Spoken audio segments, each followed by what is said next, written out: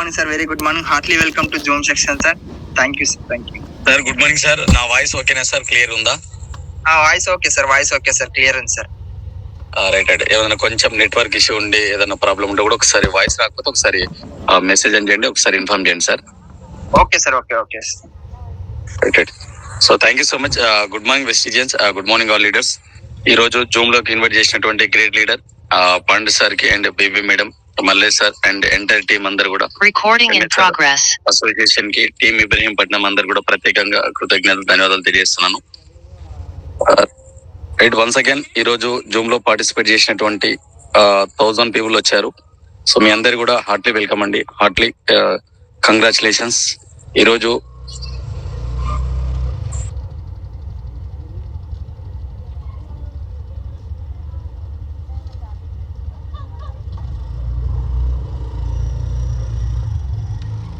Right sir, అది కొంచెం call వచ్చింది అందుకోసం కట్ చేసిన.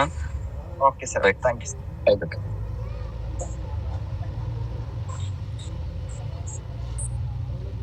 సార్ ఓకే సార్, నా వాయిస్ ఓకేనా? క్లియర్ ఉందా? మీ వాయిస్ ఓకే సార్, క్లియర్ ఉంది మీ voice. Thank you so much sir. ఈ రోజు జూమ్ లో మాట్లాడడానికి పార్టిసిపేట్ చేసినటువంటి మీ అందరికి, మాట్లాడడానికి అవకాశం ఇచ్చినటువంటి ఎంఎస్ఆర్ అసోసియేషన్ కి, ఎంటైర్ పండు సార్ కి అండ్ మల్లేష్ సార్, బీమేడ టీం అందరు కూడా. So thank you so much sir. ముందుగా నా యొక్క పరిచయం చేసుకుంటున్నా. ప్రెస్టీజ్ కంటే ముందు నా పేరు నాగార్జున పోతుగంటి. నేను ఉండేది ఖడ్తాల్ మండల్, రంగారెడ్డి జిల్లా, అన్మస్పల్ విలేజ్. హైదరాబాద్ కి ఒక 50 కిలోమీటర్ డిస్టెన్స్ లో శ్రీశైలం హైవేలో నేను అక్కడ ఉండేది. వెస్టేజ్ కంటే ముందు సో నా ఎడ్యుకేషన్ వచ్చేసి ఇంటర్మీడియట్ హైదరాబాద్ కొత్తపేటలో, సో దిల్షనర్ కొత్తపేటలో కంప్లీట్ చేసుకున్నాను. తర్వాత హైయర్ స్టడీ కోసం హైదరాబాద్ లో మనకు ఆరంగర్ దగ్గర ఉన్నటువంటి Mahavir institute of science and టెక్నాలజీలో నేను అక్కడ బీటెక్ కంప్లీట్ చేశాను, మెకానికల్ ఇంజనీర్ గా. 2000 సెక్షన్ లో అక్కడ నేను బీటెక్ కంప్లీట్ చేశాను. సో బీటెక్ ఫైనల్ ఇయర్ లో ఉన్నప్పుడు సో నా యొక్క ఆలోచన ఏంటంటే, చాలా మంది నాతో ఉన్నటువంటి ఎవరైతే ఫ్రెండ్స్ ఉన్నారో వాళ్ళందరూ కూడా కొంచెం బయట అబ్రాడ్ వెళ్ళడానికి, బయట వేరే కంట్రీస్కి వెళ్ళడానికి, లేదంటే సాఫ్ట్వేర్ కి వెళ్ళడానికి, లేదంటే మెకానికల్ ఫీల్డ్ లో కూడా మంచి జాబ్స్ ఉంటాయి, మంచి సాలరీస్ ఉంటాయి. అటు వెళ్ళడానికి ట్రాన్స్కో జెన్కో, కరెంట్ డిపార్ట్మెంట్ లో ట్రాన్స్కో జెన్కో అనేటువంటి జాబ్స్ ఉంటాయి. అంటే టోటల్ గా అట్లా కొంతమంది ట్రాన్స్కో జెన్కోకి ప్రిపేర్ అవ్వడము, కొంతమంది బయటికి వేరే దేశాలకి వెళ్ళడానికి, వేరే అబ్రాడ్ వెళ్ళడానికి, కొంతమంది సో మెకానికల్ ఫీల్డ్ కి వెళ్ళడానికి ఇష్టపడ్డారు. సో నేను ఫైనల్ ఇయర్ అయిపోతున్నప్పుడు ఫైనల్ ఇయర్ ఉన్నప్పుడే నాకు ఒక థాట్ వచ్చింది. ఏంటంటే, సో గవర్నమెంట్ జాబ్ కి వెళ్ళాలనేటువంటి ఒక థాట్ వచ్చింది. గవర్నమెంట్ జాబ్ చేయాలనేటువంటి ఆలోచనతోటి నేను ఫైనల్ ఇయర్ అయిపోయాక, బీటెక్ మెకానికల్ ఇంజనీరింగ్ కంప్లీట్ అయిపోయాక నేను గ్రూప్ 2 కి ప్రిపేర్ అయ్యానండి. సో గ్రూప్ 2 కి ప్రిపేర్ అయ్యాను. దాంతో పాటు ఎస్ఐకి, సో పోలీస్ డిపార్ట్మెంట్ లో కొంచెం సబ్ ఇన్స్పెక్టర్ కి రాయాలనే ఆలోచనతో ఎస్ఐ కూడా ప్రిపేర్ అయ్యాను. సో గ్రూప్ 2 తో పాటు గ్రూప్ 1 ఒకవేళ అవకాశం వస్తే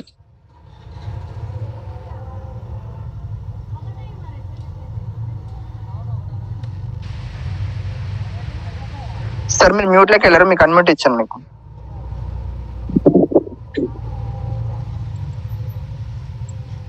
అట్లా సో బీటెక్ ఫైనల్ ఇయర్ అయిపోయాక సో కొంచెం గ్రూప్ 1 కి వెళ్ళాలి అంటే గవర్నమెంట్ జాబ్ లో కొంచెం సెక్యూరిటీ ఉంటుంది, ఒక మంచి పొజిషన్ లో, అంటే ఒక మండల్ లెవెల్లో వెళ్ళాలి అనేటువంటి ఒక ఆలోచనతోటి మండల్ లెవెల్ ఒక జాబ్ కొట్టాలి, కొంచెం సాలరీ కూడా మనకు బెనిఫిట్ గా ఉంటుంది. ఇంకోటి గవర్నమెంట్ జాబ్ కాబట్టి ఒక పెద్ద జాబ్ కొడితే కొంచెం ఫైనాన్షియల్ సెక్యూరిటీ కూడా ఉంటుందని చెప్పేసి ఆలోచనతోటి అట్లా ఫైనల్ ఇయర్ ఉన్నప్పుడు ఒక థాట్ వచ్చింది. సో తర్వాత అయిపోయిన తర్వాత సో ప్రిపేర్ అయ్యాను. 2018లో మనకు ఎస్ఐ నోటిఫికేషన్ వచ్చింది. ఎస్ఐ నోటిఫికేషన్ కూడా రాశానండి. సో దాంట్లో ఫైనల్ ప్రిలిమ్స్ ఓకే, మెయిన్స్ లో ఒక 2-3 మార్క్స్ తోటి కూడా నాకు అక్కడ ఎస్ఐ అనేది మిస్ అయిపోయింది. తర్వాత గ్రూప్ 2 కోసం నోటిఫికేషన్ కోసం వెయిట్ చేశాము. బట్ గ్రూప్ 2 కానీ గ్రూప్ 1 కానీ ఎలాంటి నోటిఫికేషన్స్ లేదు.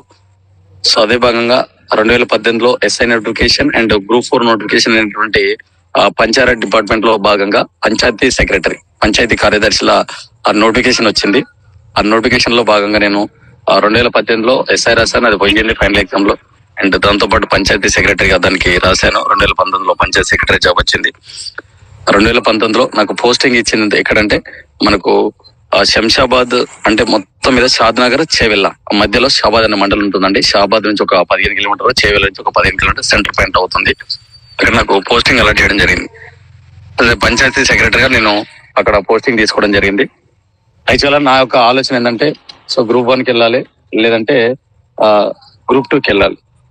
సో గ్రూప్ 1కి వెళ్ళాలి, గ్రూప్ 2కి వెళ్ళాలి, లేదంటే సో పోలీస్ డిపార్ట్మెంట్ లో కొంచెం ఒక సబ్ ఇన్స్పెక్టర్ ఎస్ఐ స్థాయిలో ఒక మంచి హోదా ఉంటుంది కాబట్టి అక్కడికి వెళ్ళాలనే ఆలోచనతోటి జస్ట్ ఏదో ఒకటి చిన్నదో బట్ కొంచెం ఒకటి మనకు ఫైనాన్షియల్ గా కొంచెం ఎకనామికల్ గా సపోర్ట్ ఉండాలనేటువంటి ఆలోచనతోటి ఏదో చిన్న జాబ్ అయినా పర్లేదు సో చేసుకొని దీన్ని బేస్ చేసుకొని ఇక్కడే ఉండకుండా ఇదే జాబ్ లో ఉండకుండా మళ్ళీ పైకి అంటే ముందు జాబ్ లోకి వెళ్ళాలనేటువంటి ఆలోచనతోటి అక్కడనే మన షాబాద్ మండలం అక్కడనే ఉంటూ ఆ జాబ్ చేసుకుంటూ కూడా మళ్ళీ నోటిఫికేషన్ వస్తుందేమనే ఆలోచనతో గ్రూప్ 1 నోటిఫికేషన్ అయితే బహుశా రాకపోవచ్చు కానీ గ్రూప్ 2 నోటిఫికేషన్ వస్తుందనే ఆలోచనతో దానికి కూడా ప్రిపేర్ అవుతున్నాను. సో అలా ప్రిపేర్ అవుతున్నటువంటి సమయంలో నాకు అక్కడనే మన షాబాద్ మండల్లో పంచాయతీ కార్యదర్శిగా సీనియర్ పంచాయతీ కార్యదర్శిగా విధులు నిర్వర్తిస్తున్నటువంటి మనకు బాలం శ్రీనివాస్ సారు అక్కడ పంచాయతీ సెక్రటరీ చేస్తున్నారు సారు. సో మీ అందరికీ తెలుసు బాలం శ్రీనివాస్ సారు ఈరోజు ఈ వెస్టీలో నాకు ఒక అవకాశం ఇచ్చి ఈ రోజు ఈ స్థాయిలో నిలబెట్టినటువంటి గ్రేట్ లీడర్, నాకు బిజినెస్ పరిచయం చేయడం జరిగింది. So thank you so much Balam Srinivas సార్కి. 2019లో మేము అక్కడ పంచాయతీ సెక్రటరీగా వచ్చినప్పుడు తర్వాత సార్ అప్పటికి వెస్టీలోకి రాలేదు. 2021 అనుకుంటా 2021 ending November I think December అప్పుడు పరిచయం చేశారు. నేను ఆల్రెడీ ప్రిపరేషన్ లో ఉన్నా. సో మార్నింగ్ అంతా కూడా డ్యూటీకి వచ్చేది, సాయంత్రం పూట ఒక 4-5 మెంబర్స్ ఫ్రెండ్స్ ఉండేది.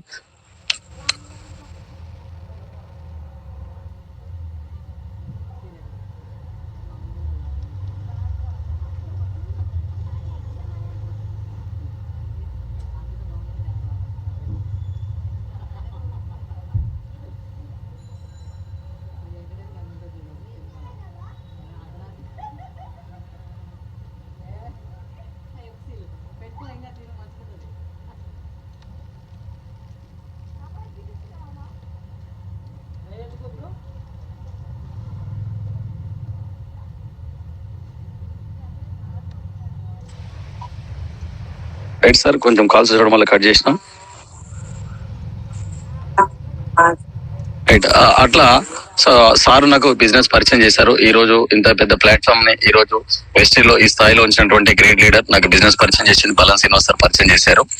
బట్ స్టార్టింగ్ లో చెప్పారు ఈ బిజినెస్ గురించి చెప్పడం జరిగింది. బట్ నేనేందంటే ఆల్రెడీ గ్రూప్ 2 ప్రిపేర్ అవుతున్నా. సో మా రూమ్ లో ఒక 5-6 మంది ఉంటుంటే వాళ్ళందరం కలిసి కొందరు ఒక్కొక్క దానికి ప్రిపేర్ అవుతున్నారు. బట్ మనం పెట్టుకున్న టార్గెట్ వేరు. సో మన గ్రూప్ 1 గ్రూప్ 2కి వెళ్ళాలనుకుంటాం.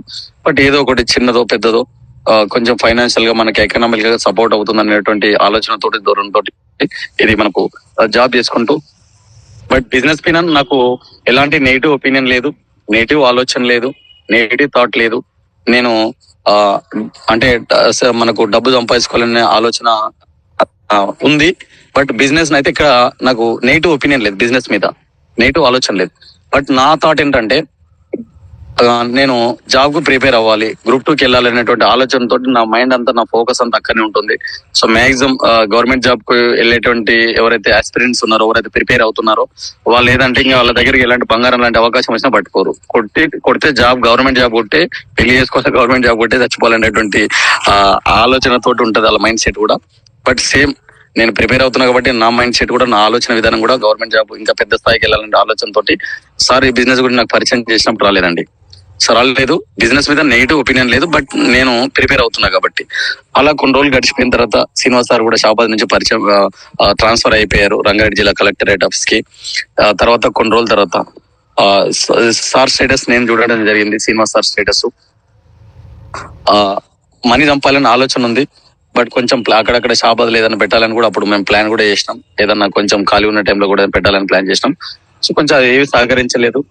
బట్ సారు ఒక రోజు స్టేటస్ చూశాను. సార్ స్టేటస్ లో ఏముందంటే ఒక 69,000 రూపాయలు చెక్ వచ్చింది సార్ స్టేటస్. ఆ స్టేటస్ చూసినప్పుడు కొంచెం అరే నాకు ఇంతమంది సార్ బిజినెస్ గురించి చెప్పారు. సో నేను గవర్నమెంట్ జాబ్ కోసం చదువుకుంటున్నా, ఇంకా నోటిఫికేషన్ రాలేదు.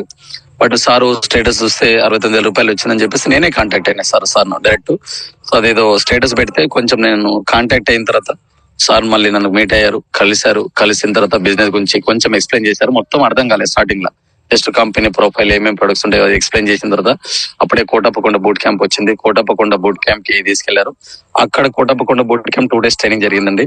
అక్కడికి కోటప్పకొండ బూట్ క్యాంప్ కి వెళ్ళిన తర్వాత కొంచెం అర్థమైంది. ఈ బిజినెస్ లో చాలా మంది అక్కడ గవర్నమెంట్ ఎంప్లాయీస్ రావడం, ప్రైవేట్ ఎంప్లాయీస్ రావడం, పొలిటికల్ నుంచి, వేరే వ్యాపారం నుంచి, వేరే బిజినెస్ నుంచి, రియల్ ఎస్టేట్ నుంచి కొంతమంది అక్కడ మాట్లాడారు. టెస్టిమోనియల్స్, వాళ్ళు ఏ రంగం నుంచి వచ్చారు, ఎలా సక్సెస్ అయ్యారు, ఇంతమందికి గతంలో ఏం చేసేవారు, అవన్నీ విన్న తర్వాత సో ఇంటికి వచ్చి సార్ సపోర్ట్ తీసుకోవడం జరిగింది. ఇంటికి వచ్చిన తర్వాత నేను బీటెక్ కంప్లీట్ చేసిన తర్వాత పంచాయత్ సెక్రటరీ జాబ్ తెచ్చుకున్నా. గ్రూప్ 2 కోసం, గ్రూప్ 1 కోసం ప్రిపేర్ అవుతున్నా. కొంచెం నాలెడ్జ్ ఉంది, ఎక్కువ కాకుండా కొంచెం ఎంతో అంత ఒక 1% 2% నాలెడ్జ్ ఉంది. అయినప్పటికీ ఈ బిజినెస్ ఎలా చేయాలి, ఏం చేయాలి, టీం ఎలా తయారు చేసుకోవాలి, హోమ్ మీటింగ్స్ ఎట్లా చేయాలి, జనాలకు ఏమని చెప్పాలి, ఎట్లా పరిచయం చేయాలని నాకు తెలియదు కాబట్టి సార్ ముందే చెప్పిండు.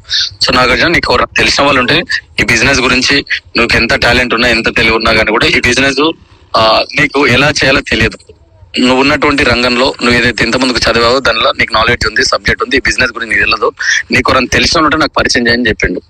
ఈ బిజినెస్ ఎలా చేయాలో నాకు తెలుసు, నాకు ఎక్స్పీరియన్స్ ఉంది, కొంచెం ప్రొడక్ట్ నాలెడ్జ్ ఉంది. నేను ఎవరన్నా ఏమన్నా అడిగితే నేను చెప్పగలుగుతా. సో ఈ బిజినెస్ గురించి నేను ప్రతి విషయం చెప్పగలుగుతా కాబట్టి నీకు ఎవరైనా తెలిసిన వాళ్ళు ఉంటే నాకు పరిచయం అని చెప్పిండు. అట్లా సో మెల్లిమెల్లిగా సో బిజినెస్ స్టార్ట్ చేసిన. అయితే బిజినెస్ స్టార్ట్ చేసినప్పుడు కూడా 2022 ఫిబ్రవరిలో సో అప్పుడే బిజినెస్ స్టార్ట్ చేద్దాం అనుకున్నా. కొంచెం ఈ గవర్నమెంట్ జాబ్లలో ఎట్లుంటదంటే ఓసారి మంచి టైంలోనే ఏదో ఒక పథకం తీసుకొస్తారు, ఏదో ప్రోగ్రామ్ తీసుకొస్తారు, ఒక లీవ్ ఉండదు, ఏముండదు. కొంచెం అది మధ్యలో అదేదో ప్రోగ్రామ్ వచ్చింది, అది ప్రోగ్రామ్ రావడం ద్వారా కొంచెం అక్కడక్కడ కొంచెం డిస్టర్బెన్స్ అయింది, ఒక మళ్ళీ 3-4 నెలలు. అయినప్పటికీ మెల్లిమెల్లిగా పార్ట్ టైం గా చేసుకుంటూ సార్ వాయిస్ రావట్లేదా?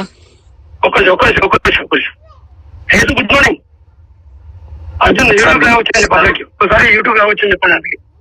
Sir good morning sir. YouTube 1000 members full అయ్యారు కాబట్టి యూట్యూబ్ లైవ్ వస్తుంది సార్. మీకు లింక్ కూడా అందుబాటులో ఉంది, మీకు సార్ వాళ్ళందరూ కూడా షేర్ చేశారు. యూట్యూబ్ లింక్ షేర్ చేయడం జరిగింది. ఒక్కసారి మీకు వీలైతే అందరు కూడా గ్రూప్లలో కూడా షేర్ చేసుకోండి సార్. యూట్యూబ్ లైవ్ వస్తుంది, కింద వాళ్ళకి మెన్షన్ చేయండి sir. Okay sir, thank you sir, thank you so much sir. So thank you so much sir. అట్లా సార్ యొక్క సపోర్ట్, హెల్ప్ తీసుకున్నాను సార్. ఎందుకంటే ఈ బిజినెస్ లో నాకు మెకానికల్ గా కొంచెం నాకు సబ్జెక్ట్ ఉంది, అంటే మెకానికల్ ఫీల్డ్ సబ్జెక్ట్ ఉంది. సో నేను గ్రూప్ 2 కు ప్రిపేర్ అయిన ఆ సబ్జెక్ట్ ఉంది, నేను గ్రూప్ 4 కు ప్రిపేర్ అయిన ఆ సబ్జెక్ట్ ఉంది. బట్ వెస్టేజ్ గురించి నాలెడ్జ్, సబ్జెక్ట్ కానీ సో ప్రాపర్ నాకు ఎలాంటి విషయం తెలియదు, సార్ ముందే చెప్పిండు. సో నీకు తెలిసిన నాకు పరిచయం చేయి, నీకు దీని గురించి తెలియదు, నీకు తెలిసిన వాళ్ళు ఎవరైనా ఉంటే నాకు పరిచయం చేశాను చెప్తే అట్లా కొంతమంది ఫ్రెండ్స్, కొంతమంది రిలేషన్స్, కొంతమంది నా ఆఫీస్ లో పనిచేసే వాళ్ళను, ఇలా నాకు ఎవరైతే సర్కిల్ ఉన్నారో, తెలిసిన వాళ్ళు ఉన్నారో మెల్లమెల్ల సార్ పరిచయం చేసుకుంటూ పోయింది సార్.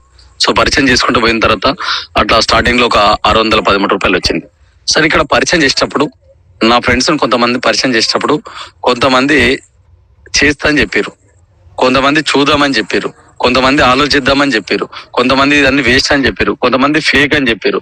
ఒక మీటింగ్ నా 10th క్లాస్ ఫ్రెండ్ తీసుకొచ్చి ఒక మీటింగ్ పెడితే 20 మంది మీటింగ్ పెడితే ఒక్కడు వచ్చి అందరు ఈడగొట్టిండు.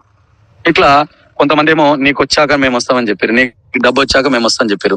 కొంతమంది ఏమో ఈ నెంబర్ కొంచెం అందరికి ఐడియా ఉంటది, కొంతమంది నెంబరు ఫోన్ లేకపోవడం, రిజెక్ట్ చేయడము. అంటే నేను ఒక 10-20 మంది ఫ్రెండ్స్ ని కలిస్తే కొందరేం చూద్దామంటున్నారు, కొందరేం చేద్దామంటున్నారు, కొందరేమో ఆలోచిద్దామంటున్నారు, కొందరేం ప్రోడక్ట్ వాడుకున్నాం వద్దామంటారు, కొందరేమో ఇవన్నీ వేస్ట్ అంటారు, కొందరు ఫేక్ అంటారు, కొందరేమో మస్తు ఇష్టం అంటారు, కొందరేమో ముందర పోయిన వాళ్ళకి డబ్బు వస్తుంటారు, కొందరేమో రేట్ ఎక్కువ అంటారు, కొందరేమో ముందర పోయిన వాళ్ళకి డబ్బు వస్తాయి అంటారు. ఇట్లాంటివి చాలా చూసాము. సో తర్వాత నువ్వైతే సంపాదించుకొని నీకు వచ్చినాక మేము వస్తాయని కొందరు అంటున్నారు.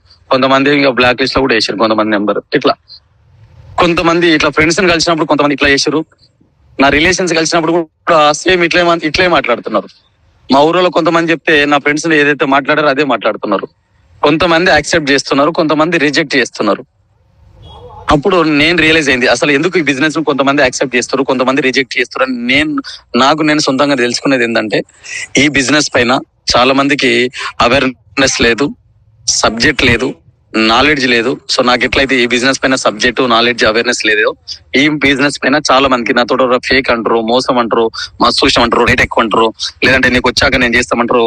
వీళ్ళందరూ మాట్లాడడం గల కారణం ఏంటంటే ఈ బిజినెస్ పైన ఒక 4 కారణాలు ఉన్నాయి సార్. జనాలు ఎందుకు ఇట్లా నెగిటివ్ గా మాట్లాడుతారు? జనాలు నెగిటివ్ గా మాట్లాడడానికి గల 4 కారణాలు ఏంటంటే, చిన్నప్పటి నుంచి ఈ బిజినెస్ గురించి మనం ఎప్పుడు డిగ్రీ వరకు చదువుకున్నాం అంతో ఎంతో. ఈ డిగ్రీ వరకు కానీ, ఈ నెట్వర్క్ మార్కెటింగ్ కానీ, వెస్టేజ్ గురించి కానీ ఎక్కడ ఒక పదం కూడా వినలేదు, చూడలేదు, చదువుకోలేదు. అంటే మనం ఒక డిగ్రీ వరకు 20 సంవత్సరాల చదువు చదివి